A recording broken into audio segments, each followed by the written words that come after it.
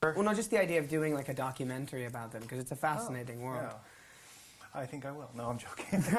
Awesome. No. Anyway, well, you've been busy today. You've got a lot going on. You got Bobby coming out, and this, juggling your schedule. Yeah. It's exciting, isn't it, to have it all happen at once? It is. Well, yeah, it's exciting. It can make things kind of difficult in regards to doing press and promoting for both of them. But it is, you know, I can't complain. I'm happy to have two films out around the same time and two very different films. It's nice. And you have the casts surrounding each film, they're enormous. Bobby, of course, has a huge cast, and this has you got Hugh Jackman, you got Robin Williams. You can list them. I mean, but Brittany Murphy. There's a lot of people in this film. But the one thing, you don't get to work with them, really. Most of them I didn't get a chance to work with, yeah. Did you get a chance to work with anybody? I did. A majority of the scenes that I have with Brittany's character, I did with Brittany. And I worked with Robin a lot, and the Adele penguins, who are voiced by these incredible Latino comedians. So we did all of those Adele and Mumble sequences together, which was pretty important, I think, because they were so reliant on the interplay between those characters, and Mumble kind of in the middle of it all, that I think it would have been kind of difficult to achieve and cut that together in such a way that it would feel organic.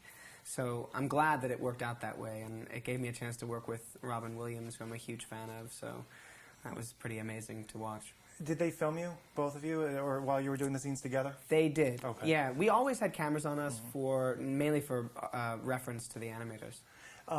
When you look at this, do you see any of your mannerisms at all when you saw the movie? No. I wasn't looking for it, to be honest. I think I was so overwhelmed by finally seeing the film for the first time. You know, the thing that's interesting about doing animation is you spend such a concentrated amount of time in a recording studio in front of a microphone, lucky to have a couple cast members if they're available around you. So it's this kind of relatively solitary experience without really any kind of reference beyond drawings and maybe animatics to give you an idea of what it's going to look like. So actually seeing it for the first time is really the first time that you're seeing the character kind of come to life, which is such a rewarding experience. But at the same time, I wasn't really paying attention to every single detail because I was kind of taking the whole thing in. When you took on the role, was it about 4 years? Were you on this project all those years? Yes. So yeah, you were still 4 years. You were still in the Lord of the Rings wrapping up mode. I mean, sure. Yeah. Wow. Isn't that crazy? Yeah. It's wild to think about, actually. When you took it on, though, I think maybe 1 or 2 animated films would come out a year at most, or something like that. But this year, it's a wide. Have you seen this? It's like the gaping hole of animation has been unlocked. There's a lot. I mean, you probably were aware because you're thinking, oh, I have an animated film coming out, and then literally, it's not Disney, it's not DreamWorks, it's every studio has a film now. Yeah, it's interesting. I mean, I think it's great.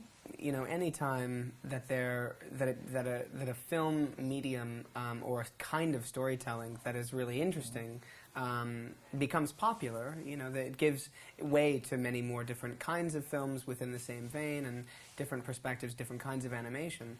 So that, I think, has been really exciting. But like anything, whenever there's a massive flux of one thing, they can't all be amazing and they can't all be unique.